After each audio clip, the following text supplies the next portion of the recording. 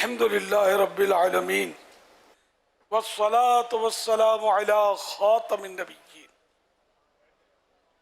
اما بعد فاعوذ باللہ من الشیطان الرجیم بسم اللہ الرحمن الرحیم الصلاة والسلام علیک یا رسول اللہ وعلى آلک واصحابک یا حبیب اللہ صلاۃ والسلام علیک یا نبی اللہ وعلی آلک واصحابک یا نور اللہ۔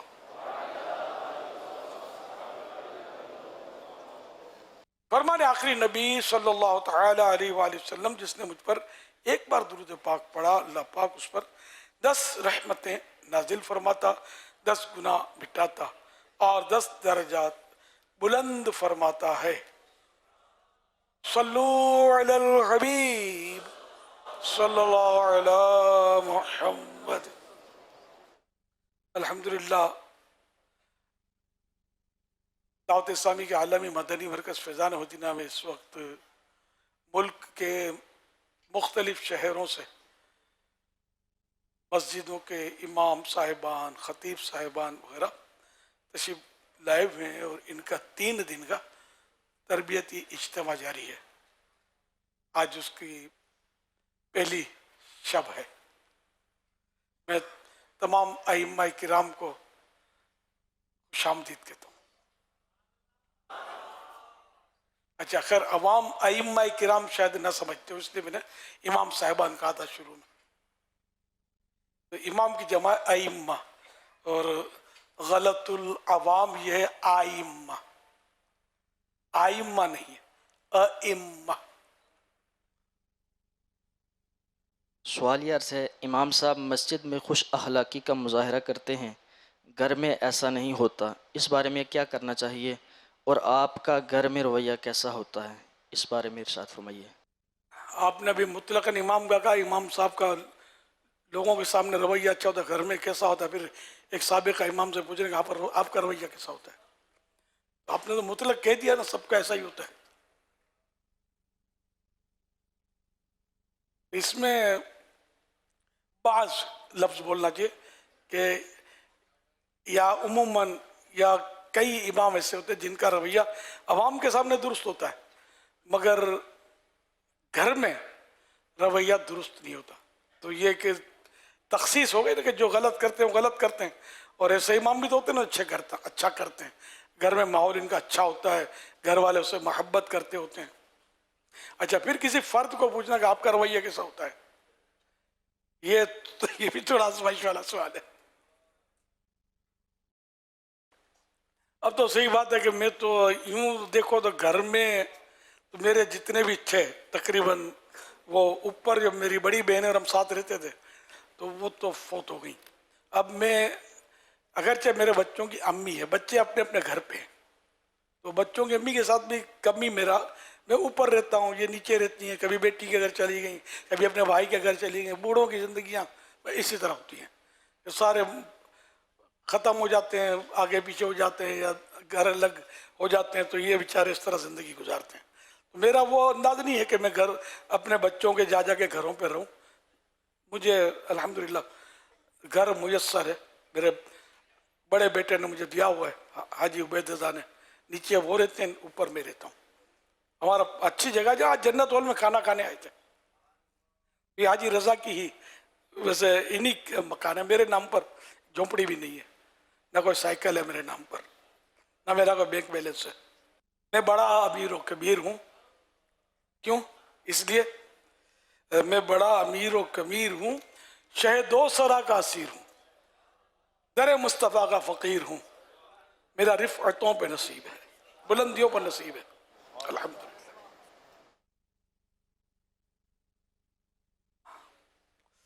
تو الحمدللہ مطلب یہ کہ گھر میں تو میری ترکیب اچھی ہے، میرے بچے ہی بتا سکتے ہیں نا آپ کو، میں کیسے بتاؤں کہ باپا کا رویہ کیسا ہے تم لوگوں کے ساتھ۔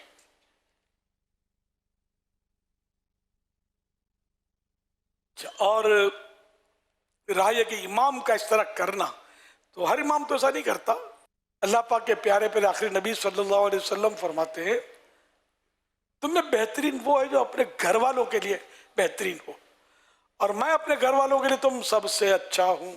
فرمان آخری نبی صلی اللہ علیہ وسلم تم سب میں بہترین وہ ہے جو اپنی عورتوں اور بچیوں کے ساتھ اچھا ہو۔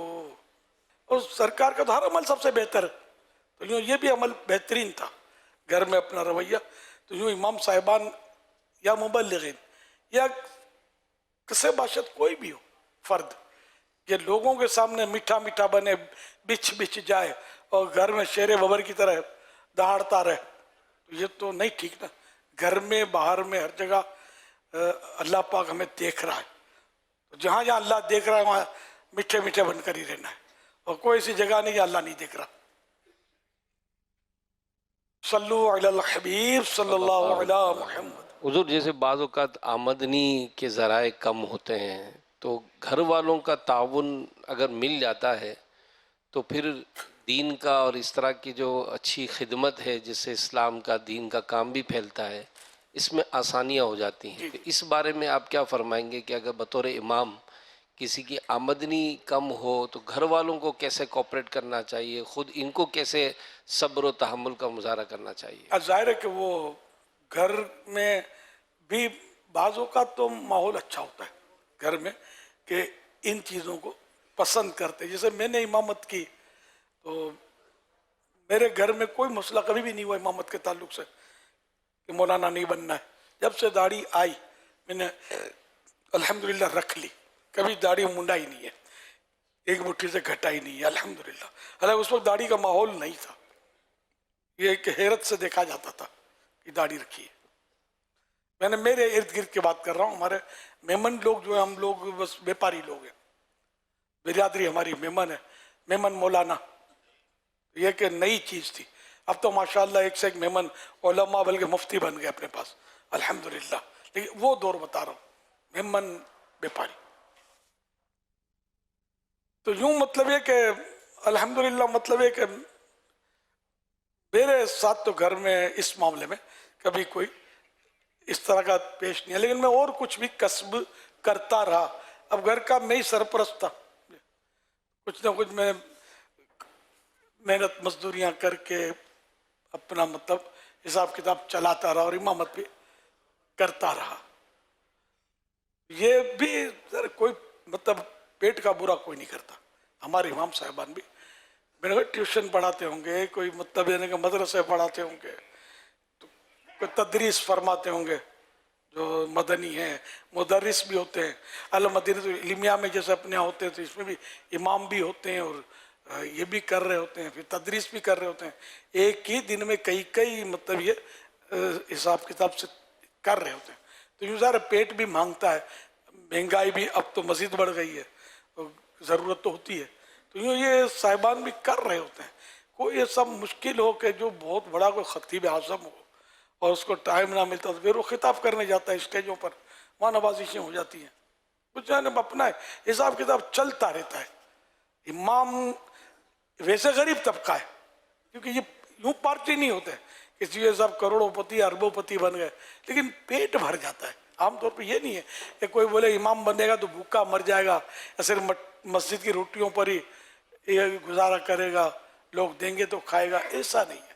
کچھ تو کوئی ہاتھ پیر مار کے آدمی ترکیب بنا لیتا ہے۔ میں نے اپنی مطلب صرف امامت کی تو ساتھ میں اور کچھ کسب کیا، لیکن وہ پڑھانے کے ٹیوشن اور یہ میں نے نہیں کیے، نہ بچے پڑھائے کبھی پیسے لے کر زندگی میں۔ تو اپنا اندر پیٹ بھر جاتا ہے الحمدللہ۔ پیٹ بھرا تھا جبھی تو بیٹھا ہوں یار، بھوکا نہیں بھرا۔ اللہ پاک کہتے ہیں نا بھوکا اٹھاتا ہے، بھوکا سلاتا نہیں ہے۔ پرندے بھی کھا لیتے ہیں پھر صبح نکلتے ہیں واپس لوٹتے ہیں تو پیٹ بھر کے ہی آتے ہیں نا۔ ہم لوگ تو حریص لوگ ہیں، تو جمع کرتے ہیں، پرندہ کا جمع کرتا ہے۔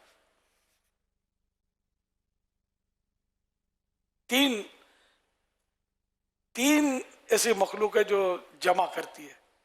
انسان جمع کرتا ہے، چوہا جمع کرتا ہے، چیونٹی جمع کرتی ہے، نہ ذخیرہ کرتے ہیں، یہ تین۔ باقی کوئی جانور ذخیرہ نہیں کرتا۔ کل کیا کھائیں گے اسی رب نے کھلانا جس نے آج کھلایا ہے، جمع نہیں کرتے، آپ کے سامنے ہی ہے۔ یہ تین چیزیں یہ لکھا ہوا ہے، مطلب تو یہ تین جو ہیں مخلوق یہ جمع کرتی ہے۔ جنات کے بارے میں خاموشی ہے، مخلوق تو یہ بھی ہے، لیکن اب زمینی مخلوق، جنات تو فضائی مخلوق، خلائی مخلوق، کیا بولیں اس کو، مخلوق تو یہ بھی، اس کے بارے میں پتہ نہیں، کھاتے پیتے ہیں یہ بھی، ان کی بھی غذائیں تو ہیں۔ صلو علی الحبیب صلی اللہ علی محمد۔ محمد ناصر مدنی، جامع مسجد عثمانیہ فیضان مدینہ تلمبہ، تحصیل میاں چنو، ضلع خانیوال سے حاضر ہوں۔ یا سیدی، عرض یہ ہے بسا اوقات ہمارا کوئی کسی کو تعارف کرواتے ہوئے ہمارے ایسے القابات بول جاتے ہیں جو کہ ہمارے اندر وہ صفات نہیں، مثلا کوئی مفتی صاحب یا علامہ صاحب کہہ دیتے ہیں، تو کیا برابر والے کو اس صفات بولنے سے منع کر سکتے ہیں؟ کیا مسکرا سکتے ہیں، جھوم سکتے ہیں خوشی سے؟ اگر آپ کو اپنے مفتی ہونے پر مہر لگانی ہو نا کہ واقعی مفتی ہیں، تو یہ کہاں مفتی یار، ان پڑھ آدمی ہوں، یہ کہیں گے نا تو بولے یار یہ واقعی مفتی ہے، ان ساری تواضع کر رہے ہیں، حالات ایسے ہی منع کریں گے تو لوگ زیادہ بولیں گے۔ لیکن یہ کہ اب عوام کو مفتی کس کو بولتے بھی نہیں پتا ہوتا، عوام کے اب کئی ایک کو نہیں پتا کہ مفتی کی ڈیفینیشن کیا ہے، تعریف کیا ہے۔ میں نہیں پوچھتا آپ سے، لیکن نہیں پتا ہوتا مفتی بولتے کس کو ہیں۔ تو یوں عوام مفتی بولتے ہیں تو بھی کوئی ان کے نزدیک یہ نہیں ہوتا کہ بھائی عام عالم کی تعظیم کم ہوتی ہے تو مفتی کی تعظیم زیادہ ہوتی ہے، ان کو یہ سمجھ نہیں پڑتی ہوگی۔ تو بہرحال لے کے جہاں موقع ہو تو یہ کہہ دیا جائے کہ بھائی میں مفتی نہیں ہوں، مجھے مہربانی کر کے نہ کیا کریں، مفتی کی مطلب تعریف وسیع ہے، اور میں نے تو بس مولوی فاضل کیا ہے، اگر کیا ہے درس نظامی، ورنہ یہ اعتراف کر لیں میں نے درس نظامی بھی نہیں کیا۔ درس نظامی کرنے والا عالم ہو جائے ضروری نہیں ہے، لیکن ایک کورس صحیح ہے، عالم تو علم سے بنتا ہے، اعلیٰ حضرت فرماتے ہیں سند کوئی چیز نہیں ہے، علم ہونا چاہیے عالم کے پاس۔ تو یوں وضاحت کر دینا بھی اچھا ہوتا ہے کہ بعض اوقات ایسے القاب دیتے ہیں جو واقعی ضمیر آدمی کا ملامت کرتا ہے کہ یار اس کی ہوا بھی نہیں لگی، اپنے کو بیچارے کیا کیا سمجھ رہے ہیں۔ تو موقع کی مناسبت سے چلنا چاہیے۔ صلو علی الحبیب صلی اللہ علی محمد۔ عمران اتاری، نور سر فضان مدینہ، بہاول نگر سے حاضر ہوں۔ امیر اہل سنت کی بارگاہ میں میرا یہ سوال ہے کہ جماعت سے امام صاحب کو کتنی دیر پہلے مصلی پر بیٹھ جانا چاہیے؟ اس کی تو کوئی قید نہیں ہے، اعلیٰ حضرت رحمۃ اللہ علیہ سے سوال ہوا تھا کہ لوگ کہتے تھے کہ 5 منٹ پہلے آ جاؤ، اس طرح کا سوال ہوتا، تو اعلیٰ حضرت نے فرمایا کہ یہ مطالبہ نہ ہو، بلکہ یہ کہا جائے کہ امام صاحب ٹائم پر تشریف لے آئے۔ وہ جو ٹائم ہے گھڑی کا، جیسے 8 بجے جماعت ہو رہی ہے تو 8 کے ڈنکے پر امام مصلی پر ہو۔ اگر 8 بجے سے پہلے بڑے بوڑھے جو پہلے آ جاتے ہیں وہ مڑ مڑ کے دیکھ رہے ہوتے ہیں، ابھی امام صاحب نہیں ہے، گھڑی دیکھیں گے، اپنی دیکھیں گے، کبھی مسجد کی گھڑی دیکھیں گے، آگے پیچھے تو نہیں ہو گئی ہے۔ تو اگر ایسا ماحول ہے تو 2-3 منٹ ایڈجسٹمنٹ کر دیں، اپنا کچھ کمپرومائز کر دیں، جلدی آ جائے کرے تاکہ ان بیچاروں کو مطلب تشویش دور ہو بزرگوں کی۔ تو یہ بھی ثواب کا کام ہے کہ ان کی تشویش آپ دور کریں گے، اور جتنا جلدی آئیں گے ثواب میں تو اضافہ ہی ہوگا کہ مسجد نماز کے انتظار میں جو ہے وہ بھی نماز میں، پھر آپ مسجد کی فضاؤں میں بیٹھیں گے تو گھر کی فضا میں بیٹھنا اور مسجد کی فضا میں وہ بھی بنیت اعتکاف بیٹھنا ہے تو فائدہ تو ہے۔ تو یوں موقع کی مناسبت سے ہو، لیکن یہ مطالبہ اور یا یہ کوئی قاعدہ نہیں کہ 5 منٹ پہلے آ جائے یا 3 منٹ پہلے آ جائیے، نہیں، ٹائم پر جماعت ہونی چاہیے، دیٹس آل۔ صلو علی الحبیب صلی اللہ علی محمد۔ السلام علیکم ورحمۃ اللہ وبرکاتہ۔ وعلیکم السلام ورحمۃ اللہ وبرکاتہ۔ ابو بہار محمد وقار اتاری عرض کر رہا ہوں، گارڈن ویسٹ کراچی سے۔ سوال یہ ہے کہ اپنی مسجد میں ایک امام کو اب جو مقتدی ہوتے ہیں ان کو اپنی طرف کس طرح اٹریکٹ کرنا چاہیے، اور جس دوران آپ ایک امام تھے مسجد کے تو آپ کا مقتدیوں کے ساتھ انداز اور رویہ کیسا ہوتا تھا؟ اٹریکٹ کریں، لوگوں کی نفسیات معلوم ہو اور ان کی نفسیات کے مطابق سلوک کرے، تو یہ کہ لوگ آپ کے قریب آئیں گے، لوگوں سے ملیں، ان کے سکھ دکھ میں حصہ لیں، مگر دعوتیں نہ کھائیں، خصوصاً مالداروں کی، اس سے بچیں۔ ہاں بعض اوقات یہ یوں آئے گی دعوت کہ وہ ہماری دادی کا فاتحہ کے پڑھ جائیں، اس میں چلے، مطلب باقی جو پرائیویٹ دعوتیں ہوتی ہیں نا، ان سے بچنا چاہیے، کہ ان سے مطلب لوگوں کی انگلی اٹھ سکتی ہے، اور وہ پرائیویٹ دعوتیں کرنے والے بعض اوقات ہوتے ہیں بس دوستی ہو جاتی ہے، اور یا بعض اوقات کھاتے پیتے ہوتے ہیں، کھاتے پیتے آدمیوں سے دوستی، مالداروں سے دوستی جو نا، یہ آدمی کے لیے بعض اوقات وہ نقصان دہ ہوتی ہے، لوگ باتیں بناتے ہیں کہ جب دیکھو میں نے دعوت دی تو امام صاحب کو ٹائم نہیں تھا، مالدار کا فون آیا تو حاجی صاحب آیا، میں نے خود اپنے کانوں سے سنا۔ یہ اگر کوئی سی بات کسی کو پل گئی تو کتنوں میں آپ کو ڈیگریڈ کرے گا، خود بھلے وہ گناہ گار تو ہوگا اس طرح ڈیگریڈ کرنے والا، لیکن یہ کہ نقصان تو اس کا بھی اور آپ کا بھی ہوا۔ تو یوں موقع کی مناسبت سے، یہ نہیں کہ مالدار سے کوئی تعلقات رکھنا کوئی گناہ کا کام ہے، انما الاعمال بالنیات، لیکن عوامی طور پر مطلب ہے کہ ہمیں بیلنس ایکول رکھنا چاہیے، اور غریب کو فرسٹ نمبر دینا چاہیے۔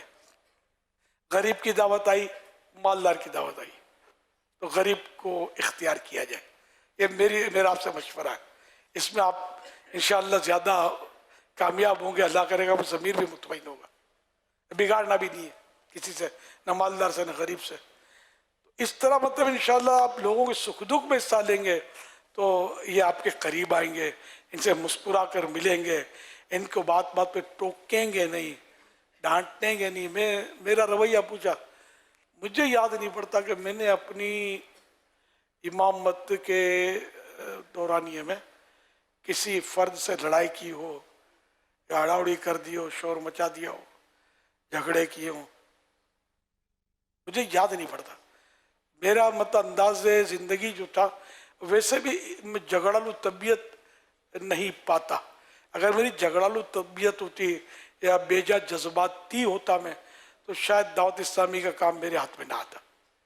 جب آدمی تنظیم میں جب لے کے چلا تو ایک سے ایک جہاں تعریف کرنے والے تھے، مخالفت کرنے والے بھی تھے، باتیں بھی بناتے تھے، کیا کیا بولتے تھے، جا کے غریبان پکڑ لوں، دھو ڈالوں، پیٹ ڈالوں، مار ڈالوں، کھا جاؤں، ایسی طبیعت نہیں تھی۔ تو اب یہ کہ بعض لوگوں نے مخالفت کی تو اس سے زیادہ لوگوں نے تعریف کی، پیٹ تھپکی میری، شاباش دی۔ تو اپنے مطلب جب پلڑا جھکا ہوا تعریف کرنے والوں کا ہے، واہ واہ کرنے والے، حوصلہ افزائی کرنے والوں کی تعداد زیادہ، یہ تھوڑوں کو کیا دیکھے آدمی یار، جہاں مطلب کوٹھی بنگلہ ہوتا ہے، واش روم تو ہوتا ہی ہے، ڈسٹ بین بھی ہوتا ہے، آدمی مطلب نظر انداز کرے۔ تو اس طرح مطلب یہ کہ اپنے مقتدیوں کے ساتھ آپ ہمدردی بھرا انداز رکھیں گے، ان کے سکھ دکھ میں کام آئیں گے، ان کے کام کر دیا کریں گے ضرورتاً، تو انشاءاللہ یہ آپ کے گرویدہ ہو جائیں گے۔ اور امام مسجد جو ہے یہ اپنے محلے کا بے تاج بادشاہ ہوتا ہے، امام اچھا ہو نا، یعنی میں جو اس وقت آپ کے ساتھ ہوں نا، یہ صحیح بولتا ہوں کہ میرے مسجد کی برکتیں میرے ساتھ ہیں، کہ میرے محلے کی مسجد، میں 100 مرتبہ مثالیں دیتا ہوں اس کی، بادامی مسجد، جب سے آنکھ کھولی میں نے درود و سلام کی آواز سنی، 11ویں کے 11، 12ویں کے 12 ختم ہوتے تھے، کبھی بیان ہوتے تھے، کبھی نعتوں کی آوازیں آتی تھی، تو بچپن سے ہی یا رسول اللہ کی آواز میرے کان میں رس گھولتی رہی، سمجھے، اور محرم کے 10 واز، اور اس طرح ہوتا رہا، کربلا والوں کی محبت بھی اس طرح پیدا ہوتی ہے سب۔ مطلب یہ کہ یہ میں چھوٹا تھا، مطلب 6 مہینے کی عمر سے اس مسجد کے پاس ہمارا مکان تھا، اس کا ٹوٹا پھوٹا وہ تو بہت سیدھا مکان تھا، اس کی تصویر آپ نے دیکھی بھی ہوگی شاید مدنی چینل پر کبھی، ابھی وہ آخری اطلاع تک تو کوئی اطلاع نہیں ملی کہ وہ منہدم ہو گیا ہو، اس مطلب کھڑا ہوا ہوگا۔ تو اس طرح مطلب یہ کہ اگر مطلب لوگوں کے ساتھ آپ کا رویہ اچھا ہوگا نا، محبت بھرا، پیار بھرا، تو انشاءاللہ مطلب نو پرابلم، آپ کے یہ مقتدی آپ کے ہیں۔ کبھی آپ کے ساتھ آڑا وقت آیا تو آپ کو تعاون کریں گے۔ ایک بار میرے ساتھ آڑا وقت آیا تھا اسی مسجد میں، کمیٹی میرے خلاف نہیں تھی، لیکن مجھے بھی پتہ نہیں تھا کہ میرا قصور کیا ہے.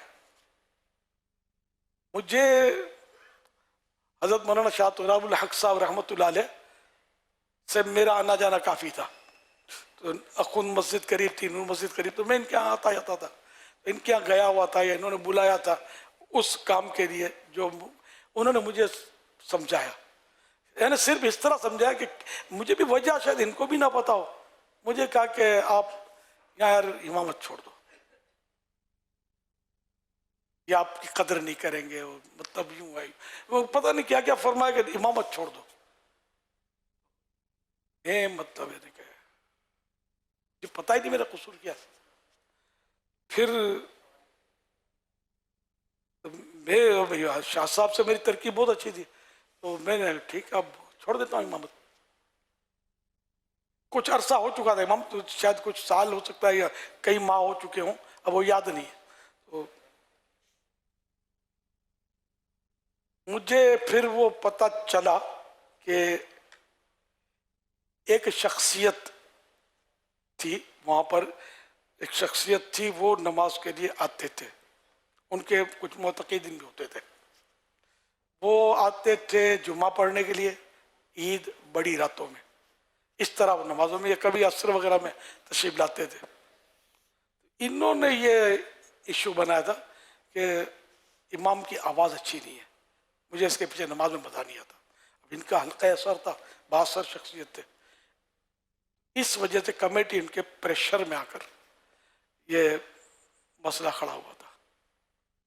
تو میں مطلب جب مجھے مطلب یہ کہ اب میری اس دن آخری عشاء پڑھا لی تھی میں نے، تو میں مسجد میں بیٹھا اکیلا بیٹھا تھا. آپ لوگ تو تھے نہیں اس وقت میرے ساتھ. میں رو رہا تھا صدمے سے کہ یار اتنی سی بات، میرا قصور کیا، اب اتنے عرصے کے بعد میری آواز کا ایشو. ایک مقتدی میرا، مجھے نہیں پتا تھا اتنا پاورفل ہے. ایک مقتدی، کیا ہوا، کیوں رو رہے ہو؟ میں نے کہا عشاء پڑھا لی، میں جا رہا. تم آپ جا رہے کیوں، خیریت؟ میں نے کہا اس طرح مجھے کہا گیا ہے آپ نہیں جا سکتے. کیسے جاتے؟ پھر اس مقتدی نے، اب وہ بھی مرحوم ہے، اللہ غری کے رحمت فرمائے، وہاں کے نمازیوں سے، بے نمازیوں سے وہ سائنیں لی میرے حمایت میں، وی وانٹ الیاس قادری، یہی امام رہے گا. یہاں تک کہ چونکہ متولی بھی میرے خلاف نہیں تھے، کمیٹی بھی خلاف نہیں، متولی نے بھی سائن کی اس پر، الیاس قادری چاہیے. بندہ بااثر تھا جس نے وہ مسئلہ کیا تھا. پھر یہ ساری سائن وغیرہ لے کر وہ، یعنی ایک تحریک چلائی جاتی ہے، لیکن یہ کمال کی تحریک تھی کہ میں نے نہیں چلائی تھی، یہ خود چلی تھی. تو یہ مطلب لے کر گئے اس شخصیت کے بعد کہ یہ تو لوگ تو اس کو چھوڑ نہیں رہے الیاس قادری کو. یہ دیکھو اتنے سارے بولتے ہیں، ہم آپ کیا کریں. ہم وہی متولی صاحب لے کر چلے گئے ان کے پاس. تو وہ شخصیت نے کہا کہ ٹھیک ہے پھر میں نہیں آؤں گا. تو یوں کر کے وہ اس شخصیت نے آنا چھوڑ دیا. میرا مسلح بحال ہو گیا. ایک بار پھر ایشو اٹھا، اور وہ اس طرح کہ آپ دیکھا نا، میرا ایشو آپ کے سامنے آنسوؤں سے حل ہوا. میں نے کوئی اڑاوڑی نہیں کی، کوئی مخالفت نہیں کی، کوئی کسی کو، میں نے شاید کسی کو تذکرہ بھی نہیں. میں تو بیٹھا اور رو رہا تھا صدمے سے کہ اب میں جا رہا ہوں یہاں سے، میرا کوئی ایسا قصور بھی نہیں ہے. اچھا پھر وہ ایک ایشو اٹھا، بھائی وہ نہیں امامت جانا پڑے گا، کچھ جیسے کوئی چکر ہوا گیا. تو پھر میں نے کہا کہ میرا قصور بتایا جائے کہ کس قصور کی بنا پر مجھے جانا ہے یہاں سے مصلی چھوڑ کے.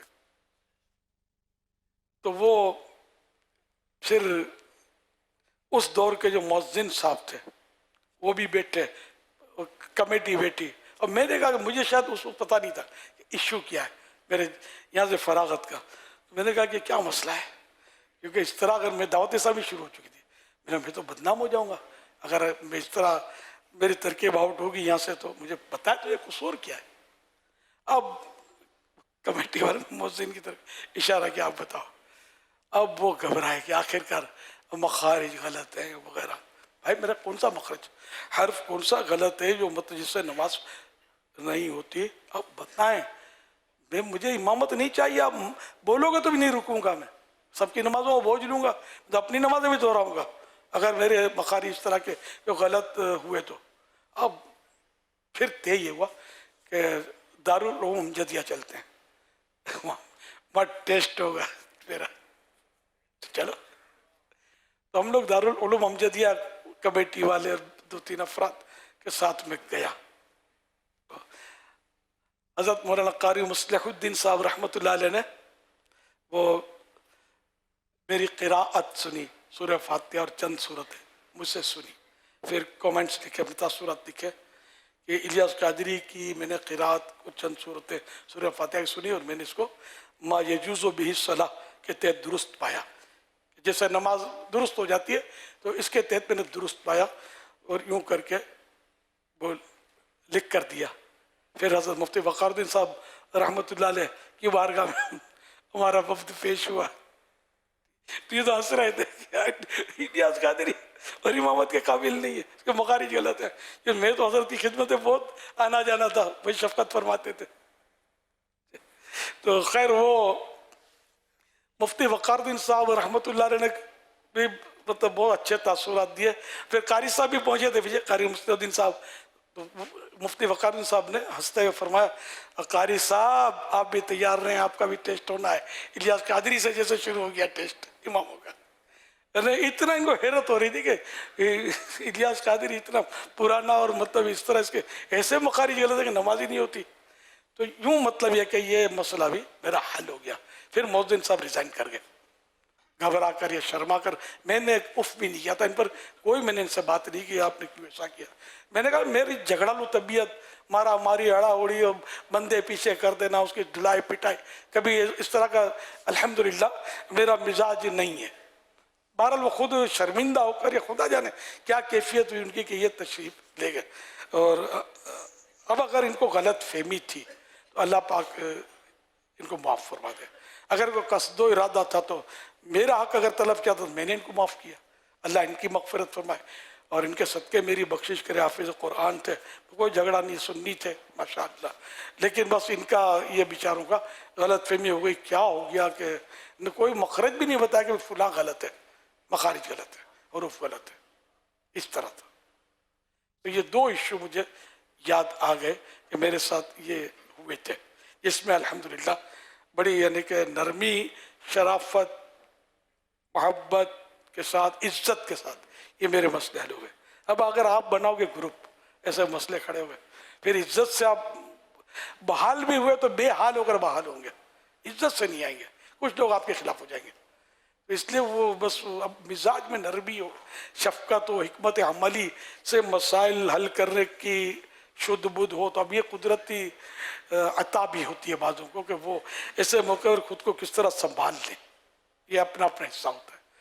اللہ پاک ہم سب پر رحم فرمائے. تو مقتدیوں کے ساتھ اچھے بن کر رہنا ہے تو انشاءاللہ اس طرح دین کی خدمت ہوگی. وہاں دین کی خدمت ہوتی ہے، ہفتہ وار اجتماع ہوتا تھا ہمارا اور کافی کام ہوتا تھا وہاں. دعوت اسلامی کے علاوہ مطلب دعوت اسلامی سے پہلے کی بات کر رہا ہوں، وہاں دین کا کام ہم کرتے تھے، انجمن چلاتے تھے.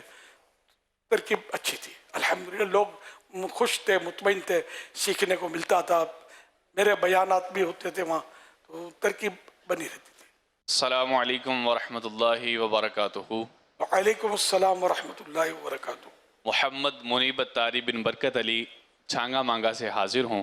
یا سیدی، میرا آپ کی بارگاہ میں یہ سوال ہے کہ مسجد کے اندر رہتے ہوئے بعض اوقات عمر رسیدہ افراد جو ہیں یہ بہت زیادہ تنگی والے معاملات جو ہے وہ سامنے آتے ہیں. تو یا سیدی، عمر رسیدہ جو افراد ہیں ان کے ساتھ کیسے پیش آیا جائے اور کیسا برتاؤ کیا جائے تاکہ ہمارے ادھر رہنے میں بھی آسانی ہو اور ہمارے نمازیوں کی تعداد میں بھی کمی نہ آئے؟ یہ ہے کہ واقعی بابا جیوں کو سنبھالنا مشکل ہوتا ہے. بابا جی تختے بھی الٹ دیتے ہیں. اگر یہ ان کا مسئلہ کوئی ہو جاتا ہے نا، ان کی سمجھ میں نہیں آتا تو یہ ایسے مسئلے ہو جاتے ہیں. لیکن ہر بابا جی ایسا نہیں ہوتا. بعض بڑے بوڑھے بیچارے چڑچڑاپن، بڑھاپے میں مشہور تو یہی ہے کہ غصہ زیادہ آتا ہے، چڑچڑاپن زیادہ ہوتا ہے، جلدی بات نہیں سمجھتے، یہ ہوتا ہے. تو اللہ کرے ایسے بوڑھوں میں سے اللہ مجھے نہ کرے. ایک بوڑھا ہے نا جو آپ کو لے کے بیٹھا ہی ہے نا یار, الحمدللہ, تو سب بوڑھے سے نہیں ہوتے. تو ایسے موقع پر اب صبر کا جام گھٹ گھٹ آ جائے, انہیں جوابی کاروائی نہ کرے, ورنہ وہ مزید اشتعال ہوگا. یہ بات ہوا اس طرح کے, مولانا گھڑی دیکھی آپ نے, یہ ٹائم جانے کا کتنے بجے ہیں, پھر بھلے بابا جی کی گھڑی 4-5 منٹ آگے ہو, آپ جماعت کے ٹائم پر پہنچو, جلال میں ہو سکتا آ جائیں. اس طرح کے معاملات بعض اوقات ہوتے ہوں گے. تو اس میں پہلے تو یہ وضاحت کر دی جائے, اگر ممکن ہو تو گھڑی دکھا دی جائے کہ اس گھڑی, یہ لکھا ہوتا ہے جھگڑوں کی وجہ سے, بعض مسجدوں میں دیکھا ہے جماعت اس گھڑی کے مطابق کھڑی ہوگی, یہ بھی لکھتے ہیں, یہ بھی سمجھ میں آتا ہے کہ اس سے بھی مطلب بعض جھگڑے ختم ہو جاتے ہوں گے. تو یوں مطلب یا تو ہے ایسا کہ میں ٹائم پر آیا ہوں, شاید وہ گھڑی آپ کی دیکھ تو لیجئے, آگے پیچھے تو نہیں. تو اس طرح نرمی سے کہیں گے تو ہوتا ہے اکا دکا آپ کی تائید کر دے گا, ہاں بات تو صحیح ہے, تو بابا جی کھسیانے ہو جائیں گے. پھر بھی اگر واقعی غلطی آپ کی ہو تو انشاءاللہ بابا جی دعا کیجیے گا, میں انشاءاللہ احتیاط کروں گا, آج معاف کر دیجیے. اس طرح نرمی سے کریں گے ترکیب بن جائے گی. اب اگر آپ نے جوابی کاروائی ان کے لہجے میں کی نا تو پھر آپ پہنچ نہیں سکتے, پھر آپ نہیں پہنچ سکتے. یہ بابا جی ہو سکتا ہے کہ تختہ الٹ دے. بابا جی اگر غیر فاسق ہوں تو نہ ہاتھ چومیں گے نا, نہیں تو بابا جی بعض نہیں تجربہ کار بھی ہوتے ہیں. یہ مجھے مسکے لگا رہا ہے, کبھی آج تک میرے ہاتھ نہیں چومے امام صاحب نے, آج تھوڑا ہم نے آنکھ دکھائی تو ہاتھ پکڑ لیا ہے. تو موقع کی مناسبت سے ہی ہو سکتا ہے. صلو علی الحبیب صلی اللہ علیہ وآلہ وسلم. اچھا یہ عرض کر دوں گا, جیسے ابھی امیر سنت نے جو فرمایا نا کہ ایک بوڑھا آپ کے سامنے بیٹھا ہے, تو یہ عرض کرتا چلوں کہ امیر سنت کا اپنے آپ کو یہ بوڑھا کہنا یا کسی اور شخص کا اپنے آپ کو بوڑھا کہنا, یہ وہ ان کی عاجزی ہے. ہم جو ہے وہ بوڑھا نہیں بولیں گے, ہے نا, جوان آدمی ہے, جوان شخص آپ کو کہہ رہا ہے ایک بوڑھا آپ کے پاس بیٹھا ہوا, نہیں ہم بزرگ کہیں گے ان کو, 75 پلس ہے میری بولیں گے. تو ادب یہ ہے, بوڑھا تو ہوں میں یار, بزرگ بولیں گے. میں تو اتنے ہی بچے تھوڑی ہے جو بولے گے بوڑھے بس کر اب دیر بہت ہو گئی, آپ نے ایسا بولو گے؟ انہوں نے آواز نہیں یہ نہ بولے یار, آواز بلند کی, نہیں بولیں گے یار. میں بوڑھا بولوں تو یہ مجھے بوڑھا تھوڑی بولیں گے. میں بولوں میں آپ کا خادم ہوں, یہ تھوڑی پاؤں بڑھا دیں گے, خادم صاحب ٹانگ دبا دو. اتنے تو امام ہے یار, یہ دنیا کی رہنمائی کر رہے ہیں. انہوں نے تحسین انہوں نے کچھ کہا تھا اس وقت.